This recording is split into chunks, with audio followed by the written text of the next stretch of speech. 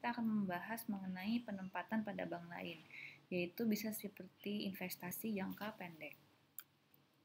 Nah, investasi jangka pendek itu di bank, dia itu merupakan alternatif untuk menempatkan dana sekiranya bank kelebihan likuiditas. Nah, dengan investasi jangka pendek, bank di samping dapat memperoleh penghasilan bunga, juga dapat dijual sewaktu-waktu apabila membutuhkan dana untuk membiayai likuiditasnya.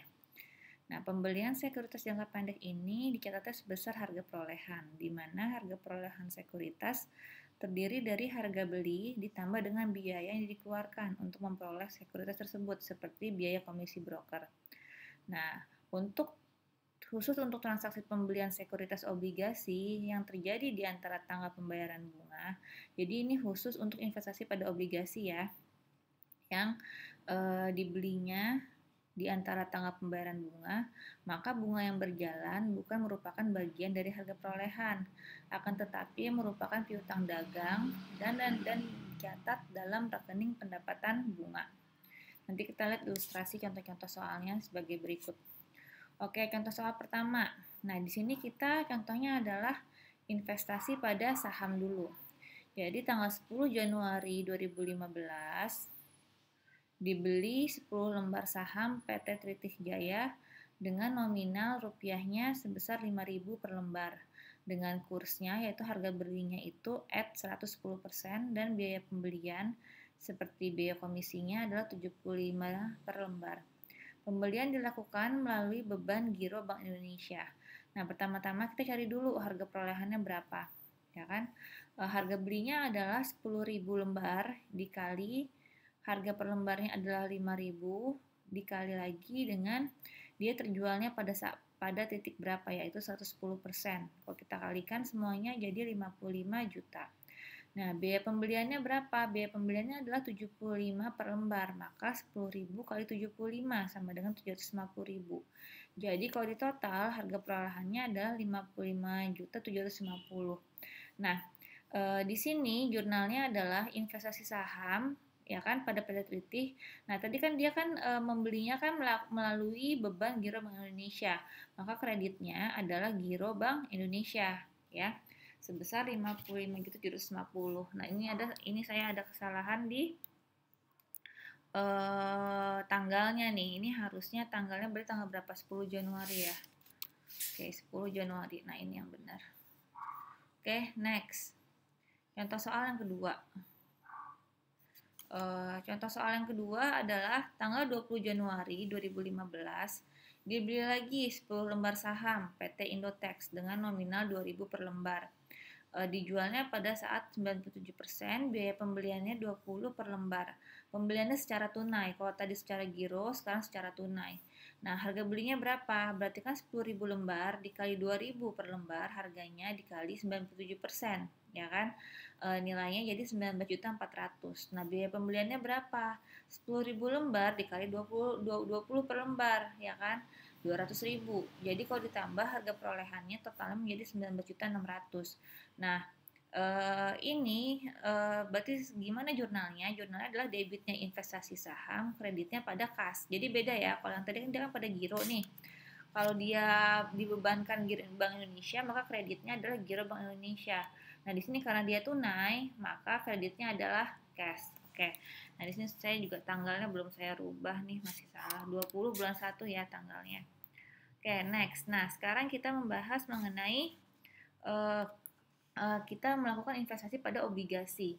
Oke, tanggal 1 April 2015 dibeli 2.500 lembar obligasi dengan bunga 18% obligasi PT Baruna. Nah, nominalnya adalah 5.000 per lembar dan terjual pada saat 108. Biaya pembeliannya adalah 20 per lembar. Pembeliannya atas beban giro pada bank lain. Jadi nanti kita lihat nih ya, kasnya berarti bukan pada giro Bank Indonesia tapi pada giro bank lain. Terus bunganya dibayarkan setiap tanggal 1 Juni dan 1 Desember. Nah, sekarang kita lihat. Ini kan dia kan di antara ya, berarti ya 1 Juni 1 Desember. Berarti kan dia kan nggak tepat pada tanggal pembayaran bunganya. Jadi harga beli, jadi kita hitung dulu harga perolehannya berapa, lalu kita hitung beban bunga yang masih ada gitu. Oke, harga belinya berapa berarti? 2.500 ya kan? 2.500 obligasi dikali dengan 5.000 per lembar, harganya dikali 108% ya kan? Kalau dikalikan jadi 13.500. Biaya pembeliannya berapa? Berarti kan 2.500 lembar dikali 20 sama dengan 50.000. Jadi kalau kita total 13.550.000. Nah, sekarang kita hitung nih, terakhir obligasi itu melakukan pembayaran bunga pada tanggal berapa yang paling dekat? Terakhir kan tanggal 1 Desember dong. Ya enggak? Dia bayar bunga 1 Desember. Ya kan, kita beli obligasinya tanggal 1 April. Kan berarti sudah ada bunga yang berjalan nih. Dari tanggal 1 Desember sampai dengan tanggal 1 April. Berapa bulan? Desember, Januari, Februari, Maret. Berarti 4 bulan. Nah, kita hitung bunga yang sudah berjalan, bunga yang udah kemarin tuh berjalan itu berapa lama? Kan 4 bulan. Kita kalikan, prinsipalnya berapa? 2.500 lembar dikali 5.000, ya kan nilai obligasi sebenarnya, dikali dengan bunganya 18%, nih 18%, dikali dengan bunga yang sudah berjalan, yaitu dari Desember sampai April. 4 bulan kali 4 per 12. Oke. Kalau kita total, ya kan hasilnya kan 750.000. Maka harga perolehan ditambah dengan bunga berjalan sama dengan 14.300. Nah, ini adalah nilai yang kita bayar nih pada saat kita berinvestasi pada obligasi tersebut. Oke, saya ada kesalahan di bagian ini, bukan kas ya, berarti giro pada Bank ABC ya. Oke. Sorry, Bank ABC. Betulin dulu. Oke. Nah, jadi kita tuh kayak ngebayarin bunganya duluan gitu loh selama 4 bulan. Jadi jurnal lagi nih. Investasi obligasi pada PT Barunanya kan sebesar 13.550 ya kan, sebesar harga perolehannya. Nah, kenapa ada akun pendapatan bunga di sebelah debit? Ini adalah supaya memudahkan pencatatan kita ketika kita akan menerima bunga di tanggal 1 Juni gitu. Jadi kita bayar dulu nih 750.000 ke sana gitu. Nanti waktu pas kita nerima bunganya itu kita tinggal 6 bulan aja gitu. Oke, jadi saya ulang lagi ya. Jadi pada tanggal 1 April debitnya ada investasi obligasi sebesar 13.550, ada pendapatan bunga sebesar 750.000 dan kreditnya adalah giro pada Bank ABC. Kenapa? Karena di soal dijelaskan bahwa pembelian atas investasi tersebut dibebankan pada giro pada bank lain, ya kan? Jadi totalnya adalah 14.300 gitu. Ya. Nah, selanjutnya gimana nih pada saat penerimaan bunga? Oke, pada saat penerimaan bunga, kita kan terima bunga dia bayarin bunga pada tanggal berapa? 1 Juni dari tanggal 1 Desember. Oke, berarti pada tanggal 1 Juni kan kita nerima uang nih, kas pada pendapatan bunga kan, sebesar 6 bulan kan. Prinsipal 12.500 kali 18% kali 6 per 12, totalnya 1.125. Tadi kita kan sudah mencatat pendapatan bunga berapa? 4 bulan, ya kan? 4 bulan sebelah kredit. Ya enggak? 4 bulan sebelah kredit. Terus pada tanggal 1 Juninya kita nyatat adanya pendapatan bunga awalnya kita mencatat pendapatan bunga sebelah debit. Pada tanggal 1 Juni kita mencatat pendapatan bunga pada sebelah kredit. Jadi sebenarnya kita terima bunganya berapa? Cuma 2 bulan. Bener kan? Karena kita kan belinya pada tanggal apa? Pada tanggal 1 April. April, Mei, ya kan? Berarti adalah hak kita untuk menerima bunga itu hanya 2 bulan sebenarnya. Ya kan? Jadi kenapa kita mencatat ke debit dulu? Supaya waktu pas tanggal 1 Juni kita langsung aja nih 6 bulan di sini. Gitu. Di sininya 6 bulan sebelah kredit, di awal kita mencatat adanya sebelah debit sebesar 4 bulan. Ya kan, kalau di total itu kan jadinya tetap 2 bulan kan gitu. Jadi kita mencatat adanya pendapatan bunga duluan sebesar 4 bulan. Nanti pada tanggal 1 Juninya ketika kita menerima pendapatan bunga, kita mencatatnya full aja langsung 6 bulan. Toh kalau kita offset itu pun kita akan menerima pendapatan bunganya yang realnya adalah sebesar 2 bulan. Ngerti ya? Oke, terus tanggal 1 Desember karena nggak ada apa-apa, kita nerima bunga, berarti langsung aja kan kas pada pendapatan bunga sebesar 6 bulan. Nah, pada tanggal 31 Desember, nih, kita ada accrued, ya gak? Nah, di sini saya ada kesalahan. Kesalahannya di mana? Kita tidak menerima kas. Nih, berarti ini harusnya apa? Piutang bunga. Sebesar 6 bulan kan, cuman bulan Desember aja. Sebesar 1 bulan. Hanya di bulan Desember saja. Oke, ngerti ya? Kita lanjut lagi, ada soal lagi.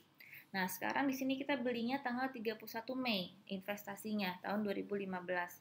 Dibeli 7.500 lembar obligasi dengan bunga 18% atas nama PT Adikarya. Nominalnya 2.000 per lembar dengan kurs 94%. Biaya pembeliannya 30 per lembar. Pembelian atas beban giro pada bank lain atau pada bank ABC. Oke, ini saya rubah aja biar beda sama yang kemarin. Pembelian secara kas ya, saya rubah.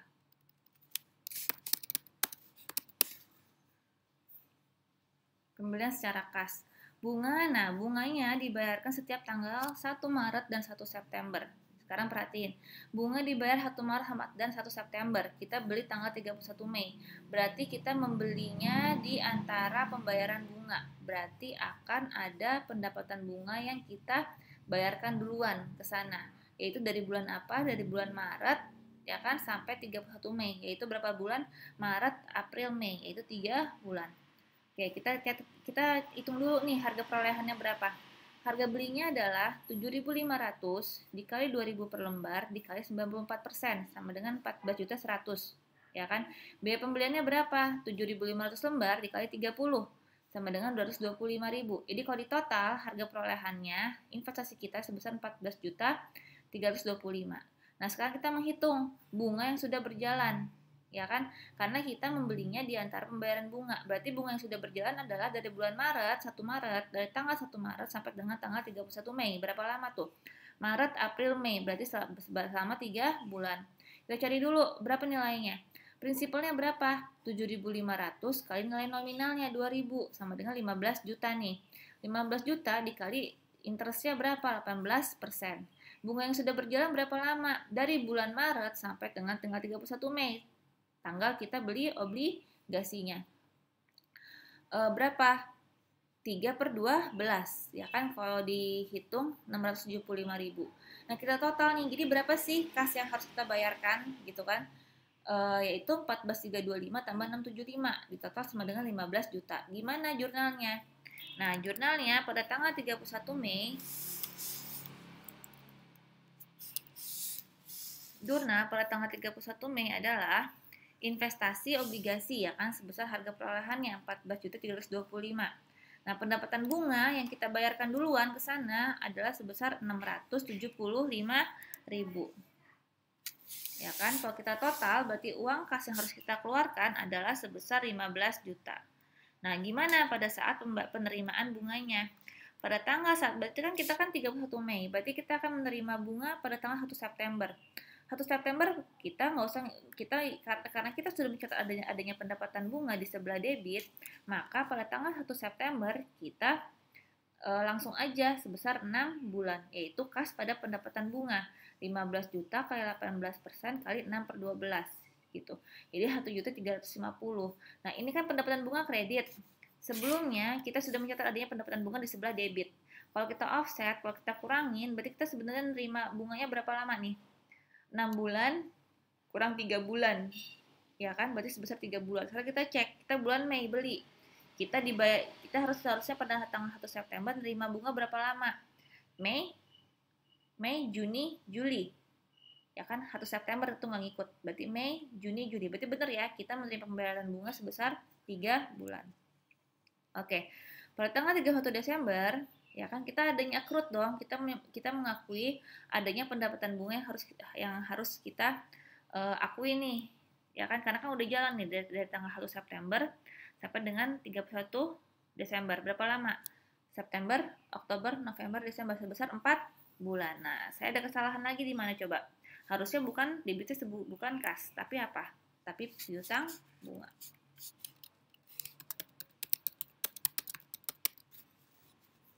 Oke, ya. Jadi intinya adalah di investasi ini kita ada dua investasi, yaitu investasi saham dan investasi obligasi. Apabila investasi saham itu gampang, jurnalnya cuma investasi pada kas gitu. Jadi kalian tinggal cari aja harga beli ditambah biaya pembeliannya dapat harga perolehannya, selesai, ya kan? Nah, tapi kalau investasi pada obligasi, kalau misalnya kalian membelinya di tengah-tengah periode pembayaran bunga, maka kalian harus mengakui adanya pendapatan bunga duluan di sebelah debit. Nilainya seberapa, berapa lamanya? Lamanya adalah sejak tanggal pembayaran bunga terakhir sampai dengan tanggal kita membeli obligasinya. Kalau yang di soal nomor 3 berarti dari tanggal 1 Desember sampai tanggal 1 April itu berapa bulan? Itu adalah pendapatan bunga yang kita akuin duluan nih. Kenapa mesti kita akuin duluan? Biar supaya pada saat kita menerima bunga di periode selanjutnya kita langsung aja 6 bulan. Jadi kita nggak usah ngitung lagi berapa bulan yang seharusnya kita terima gitu. Jadi untuk memudahkan pencatatan sebenarnya. Nah, sekarang misalnya nih gimana kalau misalnya kita belinya itu pas pada tanggal 1 Juni. Ya kalau kita belinya pas pada tanggal 1 Juni berarti tinggal investasi obligasi pada giro pada Bank ABC aja, nilainya berapa? 13.550. Kita nggak usah lagi nih ada 750.000 di sini. Nah, ketika pembayaran bunga ya udah gini aja langsung gitu. Itu kalau misalnya kita belinya pas di tanggal pembayaran bunga. Di sini contohnya adalah kita membelinya di antara periode pembayaran bunga. Makanya harus ada pendapatan bunga duluan yang kita akuin di sebelah debit. Gunanya untuk apa?